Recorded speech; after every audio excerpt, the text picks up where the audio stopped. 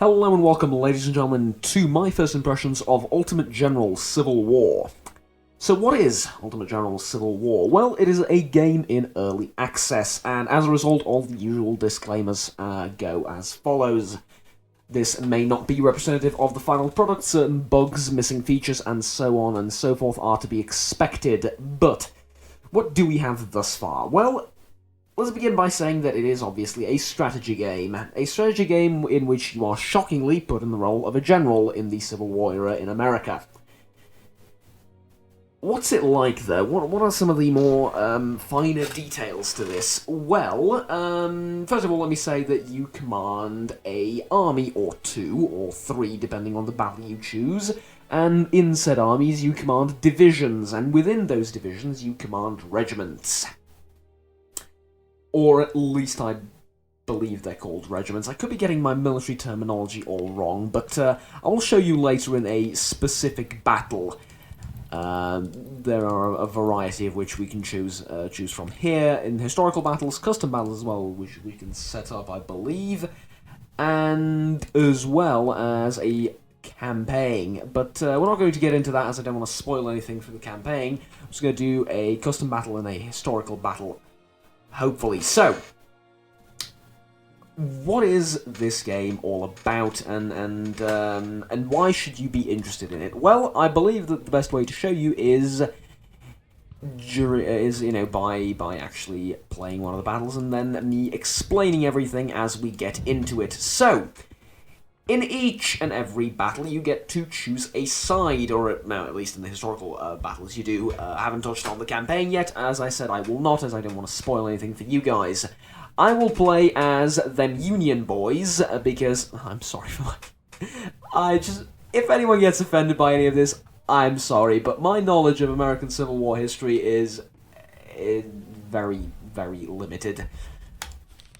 I'm going to play on Colonel, actually, and then I'm going to play on Brigadier General later, but I'm going to play as Colonel, because I'm going to be explaining stuff rather than focusing on the gameplay, so that's the simple reason. Plus, I am not very good at this game, in case you weren't aware. This is going to be painfully obvious. So yes, you control a certain amount of brigades, a certain amount of divisions, and a certain amount of corps.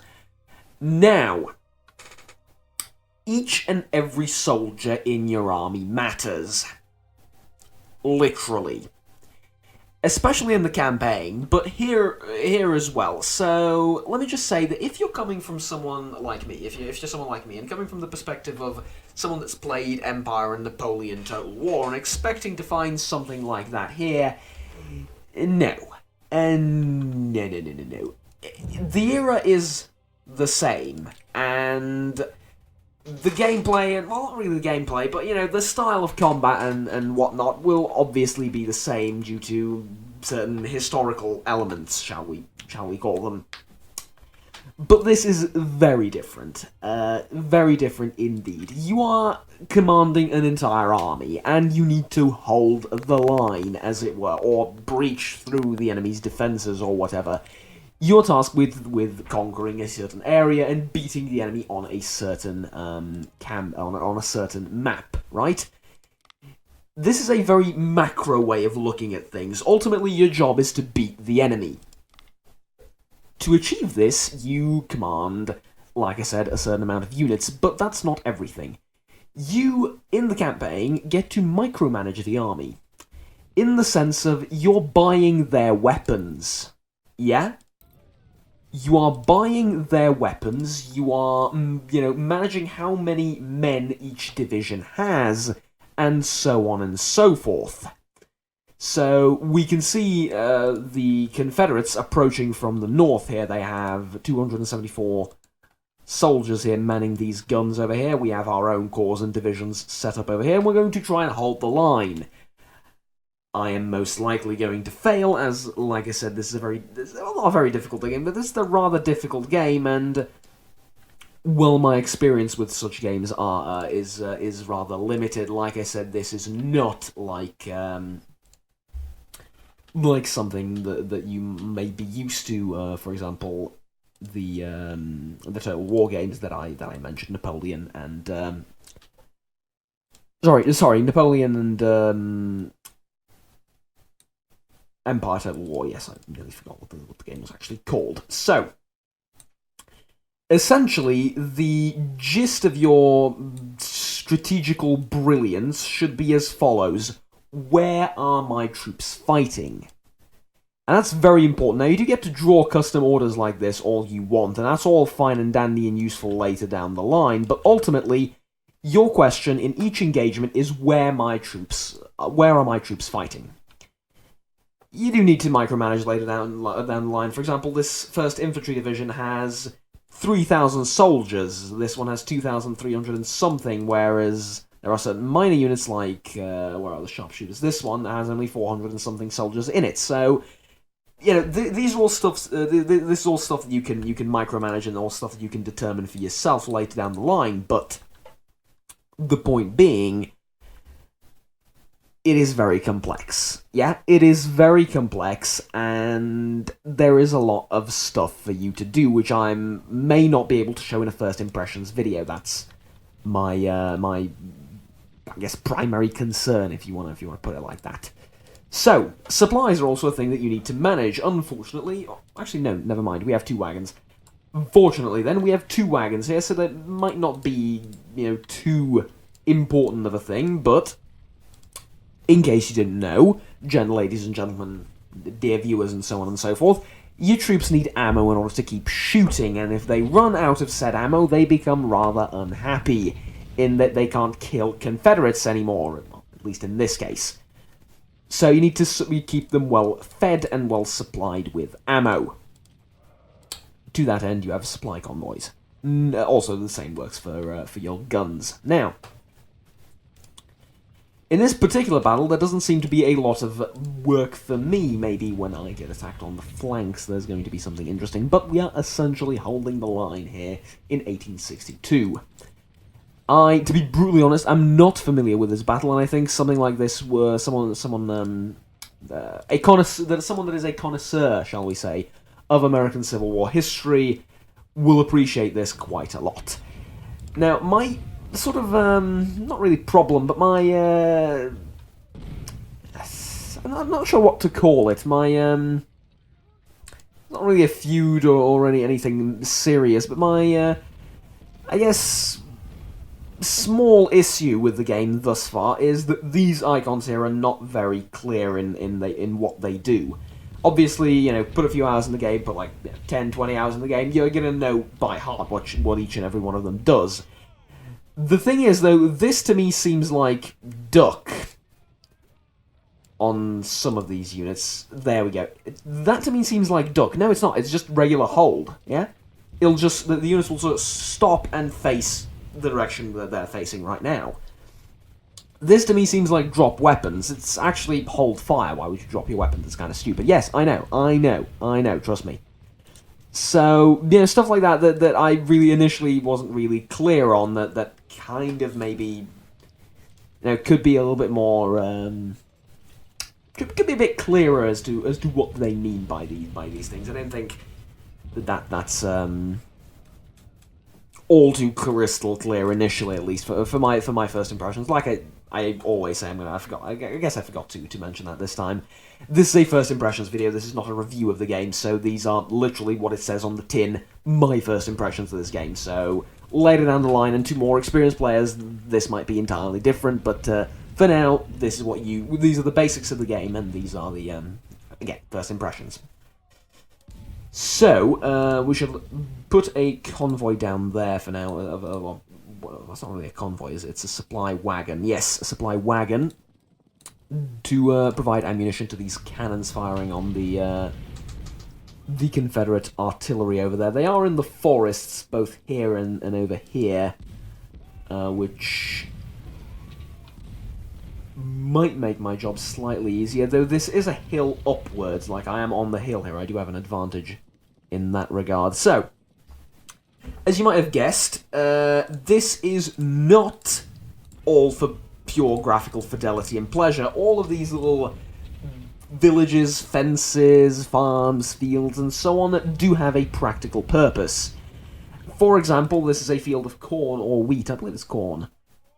If you put your troops in it, they gain 90% speed, because obviously it's a bit difficult to run through a cornfield. Not that much though, just 90%. The damage that they do is a little bit reduced. They are at 50% stealth, but they are at 115% cover as a result of the fact that, well, they're in a cornfield. They're not exactly easy to see. This, I believe, is a wheat field on the other hand. And I think it's exactly the same stats for it as well. The forests are preferably where you want to fight, as your units are very hidden, so the enemy doesn't know what's shooting at him until it's too late, but more importantly, your units are very well covered at 160%. Crossing a river, obviously, is going to be a bit dangerous, especially if you get, if you're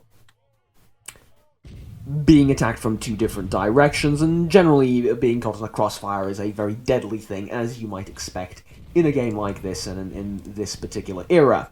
So if the Confederates are perfectly happy with me just plundering away at their, just plundering their artillery to death, then that is exactly what I'm going to do. I have no intention of,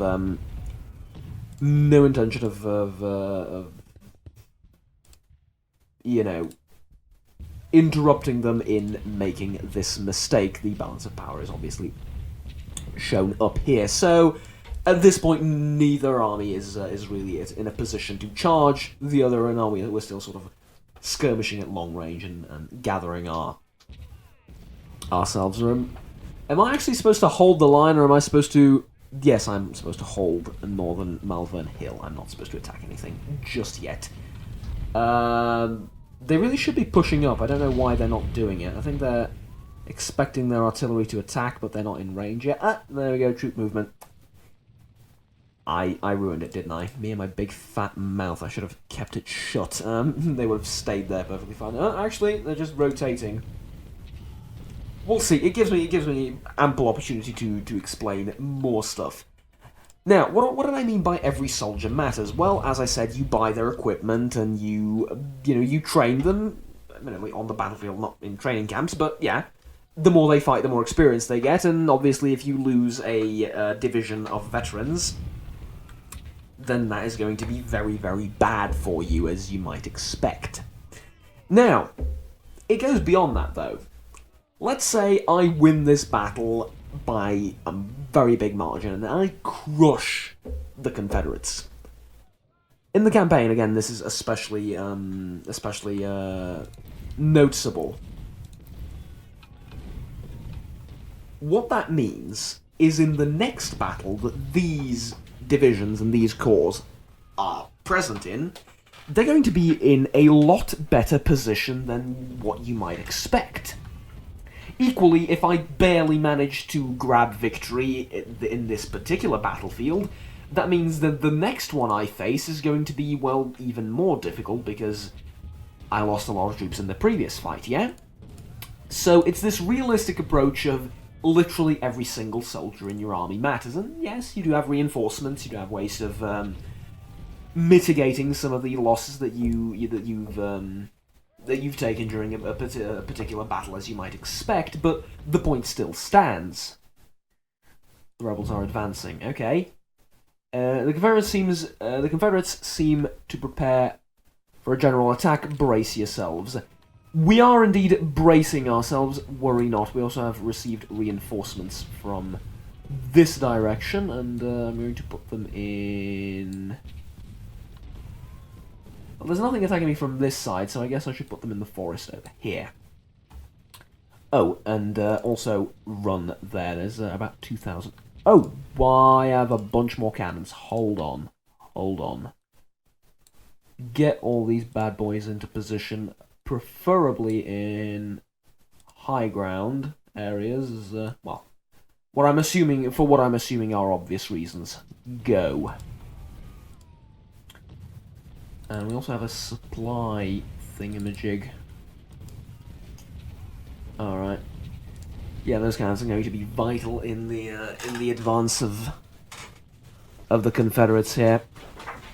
Now, unfortunately, up here they are going to have two forests to hide in, which I'm not entirely keen on letting them have, but not that I can do much about it, and their cannons have started, or have made contact with our troops as well. What I perhaps would like to see is more detail on the ground and, you know, more better animations and stuff like that, but it's... I mean, I think we all know why that's not a thing. There's only so much you can do, and the budget is can only allow for so many things to be done at once. So I think it's painfully obvious why such a thing has not been done. But I feel like it's worth saying that I would appreciate some more detail in terms of the combat and maybe in terms of the animations and stuff. It is an early access. We might see a little bit of improvement in that regard. I don't expect much, but it would be nice to see at least a little bit of improvement in the in that area, shall we say. So, the main fight has begun. The guys on the left here are pretty much in the open. They're not behind cover like these guys, so they're going to take a lot of casualties, but it's to be expected. That's exactly why they're here, to be brutally honest with you. Now, I'm going to put these guys in the barn over here, and yes, that does make a difference. If we put them back here, they're going to be, as you can see, in a hell of a lot of cover. Not a lot of stealth, bad speed, but the damage is going to stay the same if we put them in these buildings. And, well, they're sharpshooters, they have range, so I give them the advantage there as well. Over here, we're in the forest, so we have that advantage as well. Overall, we have better terrain, so it provides us with certain advantages that the Confederates simply do not have for the time being. I'm also going to face these cannons towards this particular group of infantry over here. And you can also see the overall view of the 5th Corps, the 3rd Corps, and the 4th Corps here. The number of soldiers and the condition and the losses that they've taken. Where are you going? Can we just position you, like, right there and have you firing? Because I think I'll just like guns firing at any of these units. It doesn't really matter which one specifically. But yeah, I believe that we're winning in this particular scenario. Like I said, I'm not a genius by any stretch of the imagination, but looking at the numbers, it does seem to be the case. And of course, looking at all the guns firing in their direction. And there you go. This is essentially it, along with the managing bits that, again, I shan't spoil the battles and the campaign for you, but this is essentially what you do. Again, I hasten to add, do not be fooled by... Dude, what the fuck did I just do?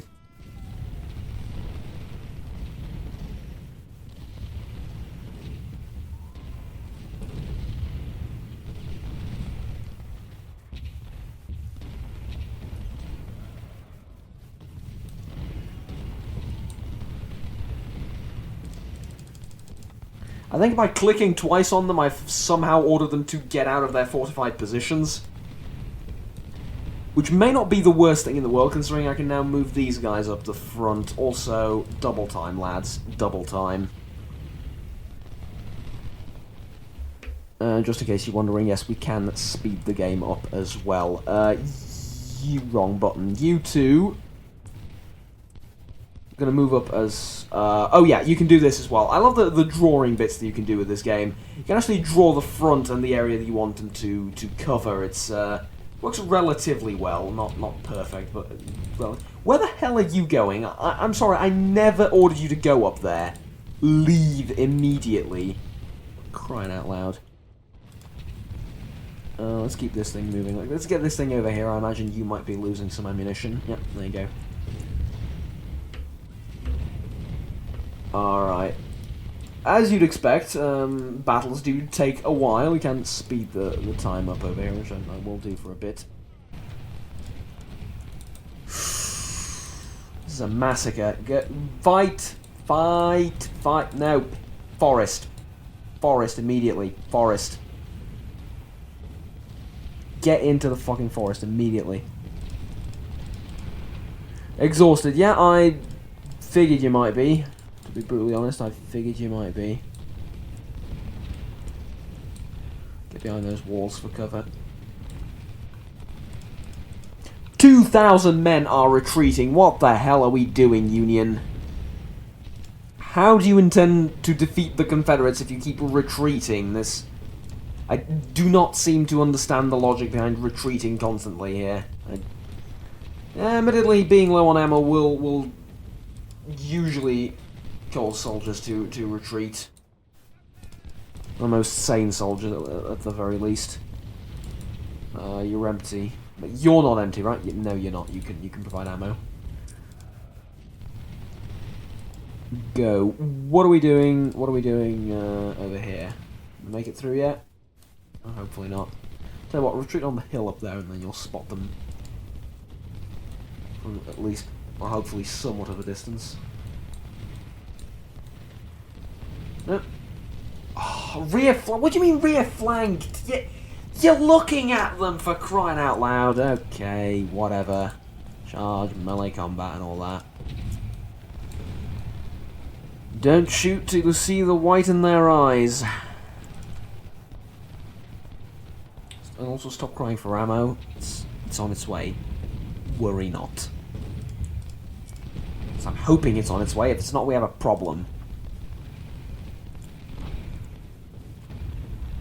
See, it's 2:14. We need to hold it until night time.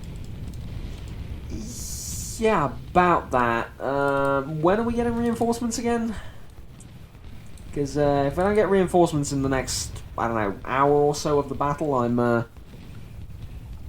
afraid our flank might suffer a collapse. Over here, though, these guys, I mean, they're having a blast, no pun intended, really. I'm butchering their right flank. General Hill is not having a particularly lovely time in his tent over there. You just delivered all the ammo you had. Tell you what, charge them. Yes, charge them, since they don't want to fight me like civilized folk. And we shall charge them.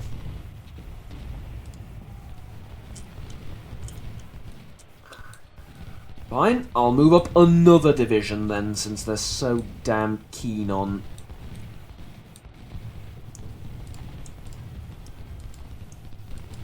doing this over and over again.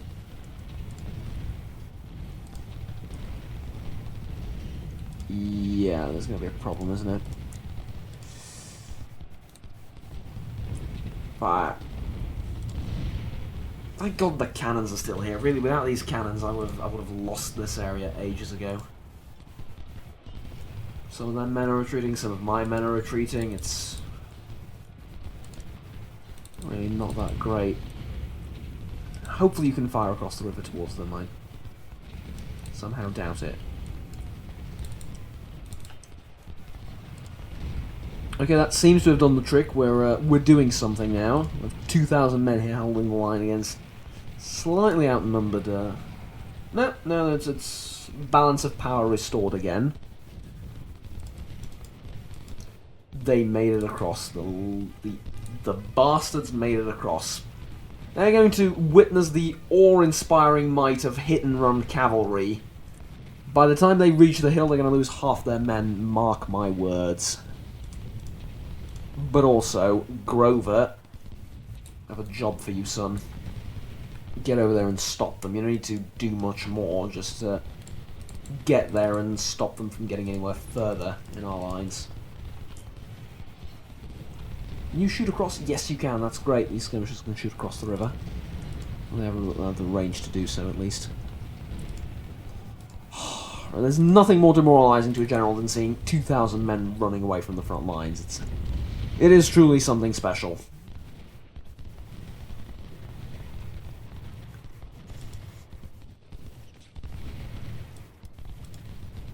Mission time? Absolute fucking ages. Grover to the forest, please. Part of the 3rd Corps, it's suffered the least amount of casualties. Meanwhile, the 1st and the... well, actually, the 3rd Corps is not in a great place either. I forget what I said. Balmer are going to retreat with 2,500 men as well. It's all falling apart. It is all falling apart as we speak. All going terrifically wrong. Yeah, if you can get across this thing and spot the enemy, that would be great. I'm sure the other guys would appreciate it. There they are. Okay, so you know what to do. Edge of the forest and start hammering them. Hopefully we'll be able to hold the rear there. Do we really need to focus this much energy and amount of men on this flank, really?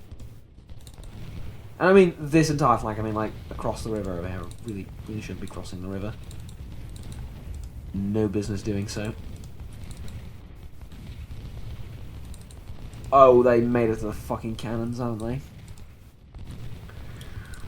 I need to start pushing up a bit, ladies and gents. Yeah, they pushed back the front rather successfully on their part. I need to get the cannons back here.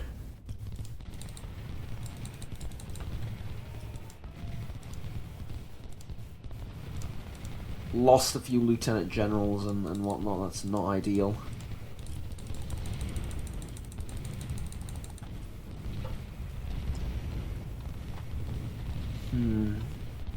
Well, hours and hours later into the battle, we're exactly where we started off with.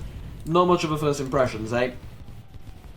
But this is what you mostly do, so like I said, very representative of the game. How do I like it thus far? Well, apart from the seemingly random we're now flanked run away thing that has happened, I think only once. I may be over-exaggerating a little bit on that, but I'm sure it did happen at least once there.